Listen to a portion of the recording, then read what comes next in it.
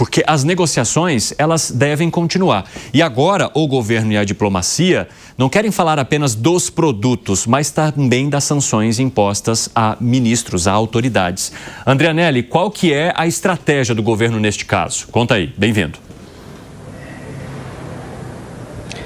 Sim, Evandro, o governo federal acredita que já tem um diálogo aberto e estabelecido com os Estados Unidos, e inclusive agora há pouco o vice-presidente Geraldo Alckmin, ele que também é ministro do Desenvolvimento da Indústria, Comércio e Serviços, listou esse avanço de forma muito prática em relação a todos aqueles produtos que tiveram o seu tarifaço, então, retirado por parte dos Estados Unidos. Segundo ele, nada menos do que 238 produtos. De acordo com o vice-presidente da República, antes dessa decisão que foi tomada ontem, publicada ontem pelos Estados Unidos, 36% dos produtos brasileiros ainda tinham os 40% de incidência de cobrança de impostos, o chamado tarifaço. De ontem para hoje, esse número reduziu 14 pontos percentuais. Então agora, de acordo com o vice-presidente da República, são apenas 22% dos produtos brasileiros que ainda contam com o tarifaço. A grande maioria desses 14 pontos percentuais que foram retirados do tarifaço pelos Estados Unidos foram produtos do agronegócio, como explicou agora há pouco Geraldo Alckmin. Quando começou, nós tínhamos 36% da exportação brasileira no tarifaço, 10 mais 40. Gradualmente, tivemos já 2 decisões anteriores, alguns produtos foram saindo. Então, celulose, ferro-níquel, suco de laranja, alguns passaram para a seção 232. Por exemplo, madeira serrada e macia, alguns tipos de armário. Agora, nesta decisão de ontem, nós tivemos o maior avanço, 238 produtos. Então, 238 produtos saíram do tarifaço. Café, cacau, frutas, açaí, manga, raízes, tubérculos, fertilizantes, um conjunto de produtos. O vice-presidente também afirmou que no último dia 4 de novembro, o Brasil fez uma proposta, enviou uma proposta comercial aos Estados Unidos, mas que até o momento ainda não teve nenhum tipo de retorno. E o vice-presidente não quis dar detalhes em relação a essa proposta que ainda é aguardada pela diplomacia brasileira. O vice-presidente também, nessa oportunidade, agora há pouco aqui no Palácio do Planalto, diz que as negociações com os Estados Unidos continuam e que, de acordo com o presidente Lula, não existe tema proibido no diálogo entre os dois países, que deve contar ainda com temas como mineração de terras raras, big techs e ainda a exploração de energia renovável. Tudo isso no âmbito, então, de um acordo comercial entre Brasil e Estados Unidos. E paralelo a esse acordo que segue sendo negociado para que haja, então, a retirada dos 22% de produtos restantes no tarifaço, o governo brasileiro também aposta nesse avanço do diálogo para retirar também as sanções que foram aplicadas a autoridades brasileiras, como, por exemplo, ao ministro do Supremo Tribunal Federal, Alexandre de Moraes, relator de todos os processos que envolvem ou que acusam o ex-presidente Jair Bolsonaro, principalmente no âmbito da tentativa de golpe de Estado para permanecer no poder. Por conta desse contexto,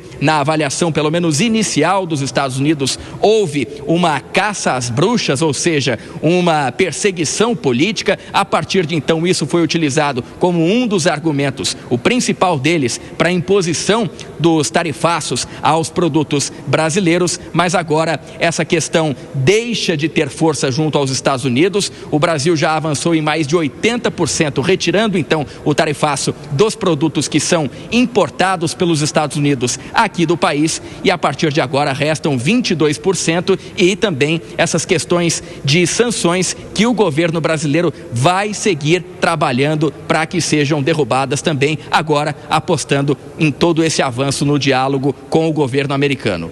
Evandro. Muito obrigado pelas informações, André Anelli. Um abraço para você. Ô Bruno Musa, a partir do que já acompanhamos da primeira decisão de Donald Trump, você acha que isso seria também estendido às decisões relacionadas a autoridades, a sanções, à lei Magnitsky? Vamos lá. Eu acho que primeiro nós temos que separar duas coisas. Nos foi vendido ou a gente passou a pensar, e uma vez que entra na nossa cabeça, a gente simplesmente passa a crer aquilo de uma maneira meio que automática. Na minha opinião, as duas coisas são separadas e devem ser separadas. Vou fazer aqui a minha análise bem objetiva e pragmática. Basicamente, eu discordo do ponto de vista que foi colocado até agora, que a fatura para o Brasil vai chegar. Afinal de contas, na minha opinião, sequer estamos tendo, eu devo ser um dos míopes, sequer estamos tendo negociações efetivas bilaterais para derrubar as tarifas. Claro, os empresários foram lá, o governo fez o seu esforço, mas não acho que isso gerou qualquer tipo de efetividade. Eu sou da turma, e por isso falei, posso ser um dos míopes, que eu acho que se os empresários brasileiros não tivessem se juntado, talvez o resultado seria exatamente o mesmo agora. Porque eu acho que não há efetiva negociação que entre de verdade na cabeça do Trump. Segundo a CNI, Confederação Nacional da Indústria, 63% ainda das exportações são taxadas. Indústrias, máquinas, móveis, couro, calçados, aviação, como você falou. E como muito bem foi colocado em nossa reportagem, 37 dos isentos, café, carne, frutas, insumos do agronegócio, são produtos que estavam prejudicando a inflação americana. E aqui entra um ponto importante. Por que eu sempre me coloquei contra a tarifa? Repito, o que eu sempre falei, entendo o posicionamento do Trump de corrigir os déficits comerciais em déficit em conta corrente, mas a dívida americana continua subindo, o que eu não defendo. E tem uma definição que eu gosto muito, que é basicamente o seguinte: o respeito irrestrito ao projeto de vida do próximo, sempre respeitando o princípio de não agressão para defender o direito à vida, à propriedade e à liberdade, utilizando o livre mercado, o mercado de livre concorrência estatal, o Estado não se intrometendo, e a propriedade privada. Essa é a definição de liberalismo, que é o que levou os países mais prósperos no mundo hoje a terem mais liberdade e ter uma economia mais eficiente com mais renda, com pessoas mais livres pró-empreendedoras. Ou seja, países mais livres têm os melhores índices, seja de liberdade, e os menores índices de pobrezas. Acho que isso é meio que unânime, os números mostram justamente isso. Essa é a definição de Alberto Benegas Lynch. Portanto, eu sou contra as tarifas, sempre fui, mas a favor das sanções individuais daqueles que não respeitam o direito do outro levar o seu projeto de vida. E no Brasil, são muitos hoje em dia que não estão respeitando. Portanto, acho que são coisas separadas, Evandro. A Magnitsky, as sanções individuais, as sanções coletivas, como as tarifas que acabam punindo um setor como um todo, um país como um todo. Só que também punem os americanos. A inflação ainda não chegou em 2%, que é a meta do Banco Central. Os juros estão mais altos do que Trump quer. Tanto é que ele vem chamando de incompetente semana após semana, que eu não concordo com essa forma de adjetivar, o Jerome Powell, que é o presidente do Banco Central americano. Trump, portanto, ele não gosta daquela pecha que pegou ele do taco. Trump always chickens out, que ele sempre recua. E para ele não parecer que está recuando, como de fato está, porque as tarifas estão prejudicando os americanos, como nós sempre colocamos aqui, ele usou a aproximação com Lula para dizer que há uma negociação e nessa negociação ele não parecer mais uma vez que está recuando das suas próprias tarifas que estão prejudicando os Estados Unidos, os americanos e a sua popularidade que atingiu a mínima desde as eleições em 39%. Portanto, o Lula, na minha opinião, parece, sabe o meu filho e minha filha de 4 e 2 anos, quando eles estão no aniversário e querem apagar a velhinha que não é deles, e eu falo, filhos, é aniversário dos outros, não apague sua velhinha. Há muitos aqui, na minha opinião, e o Lula é um deles, que sempre quer apagar a velhinha que não é dele. Portanto, não tem nada a ver com definição do que o Lula fez, mas sim é algo que o Trump já definiu há uns 10 dias atrás. Bruno Musa, deixa seus filhos apagar a vela dos outros. Tô brincando.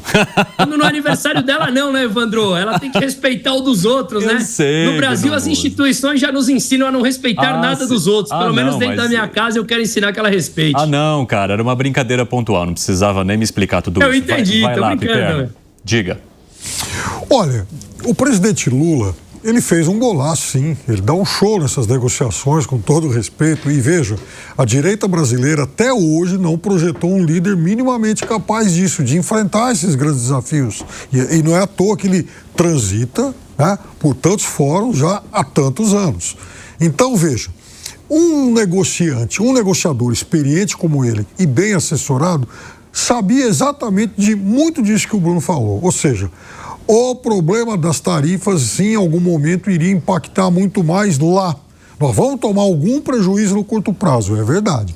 Mas muitos dos exportadores do Brasil também já conseguiram novos mercados. E agora, além dos novos mercados, nós vamos recuperar o antigo. Então, para esses exportadores, daqui a pouco, o cenário vai ser até melhor. Então, é óbvio que o presidente Lula também foi orientado sobre essa questão econômica. E ele sabe também muito bem que ainda tem um longo percurso a ser traçado, principalmente em relação ao fim das tarifas que incidem ainda sobre os produtos industrializados. Essas tarifas vão acabar sem nenhuma contrapartida do Brasil? É evidente que não. Agora, por que eles também estão esperando aqui? Porque sabem que o Brasil tem, sim, cartas importantes que são cobiçadas pelo outro lado. Se o presidente Lula fosse um negociador menos experiente, enfim, precipitado, afobado, como alguns pelo mundo fizeram, de cara já teria entregue um monte de coisa e ainda por cima pressionado aqui internamente, até mesmo o judiciário. Poderia ter tentado até algum tipo de intervenção nesses processos como parte da direita, porque, vejam, uma vez o grande jornalista Jânio de Freitas, que o Zé certamente conhece muito bem, cunhou uma frase que é espetacular. Para consultar arquivos de jornais aqui no Brasil, deveria ser pedido porte de armas. Hoje não tem mais arquivo de jornal, mas você tem o Google, né? Porque se a gente for consultar o que foi dito por parte dessa direita, bolsonarista sobretudo, em relação ao que ia acontecer ao Brasil, se o presidente Lula naquele momento não fizesse concessões, olha, tem muita gente que ia perder a credibilidade, porque muita gente conectou uma coisa a outra, ou seja, ou alivia aqui ou não vai ter alívio ali. O Brasil não fez isso e não tem que fazer. Ninguém tem o direito e ninguém tem, inclusive, procuração para intervir no nosso ordenamento jurídico. Que foi, Gani? Não, isso que o Piperno falou é verdade, né? Muita gente, no início do tarifaço, defendeu, e aí eu estou falando de uma parte da direita, defendeu o tarifaço como uma espécie de processo revolucionário. Não, a liberdade está acima da economia, então a tarifa... E assim, numa engenharia, numa criatividade, a tarifa vai gerar uma pressão no Congresso, aí o Congresso vai pressionar a Suprema Corte, inclusive nesse programa, e aí vai mudar os rumos das coisas, do Poder Judiciário, tudo vai mudar por conta das tarifas, porque o poder econômico vai se sobrepor ao poder político, vai ter uma pressão dos empresários em cima do Congresso, e o Congresso vai agir, né, em cima da Suprema Corte. Bom, para começar, isso é um argumento até marxista, né? Quando você acredita que é o poder econômico que determina tudo, é um argumento marxista. Muito bem. E nesse programa eu disse o seguinte... não vai mudar em nada. A tarifa protecionista não vai mudar em absolutamente nada os rumos do poder judiciário. Muito pelo contrário. Os ministros da Suprema Corte vão matar no peito. Falei isso daí. Vão matar no peito e dobrar a aposta. E o que aconteceu? Não mudou em absolutamente nada a questão tarifária. Então, assim, a correção de rota, né, de problemas da democracia brasileira... Não, esqueçam essa ideia que o Trump vai salvar, porque o Trump está defendendo os interesses dele. O Trump não é o Rambo do mundo, ele não é o salvador do mundo. Ele está defendendo os interesses dos americanos. Quem vai resolver os problemas dos brasileiros é a própria sociedade brasileira. E isso exige tempo, isso exige maturidade, isso exige esforço, isso exige negociação. Bom, Alan Gani.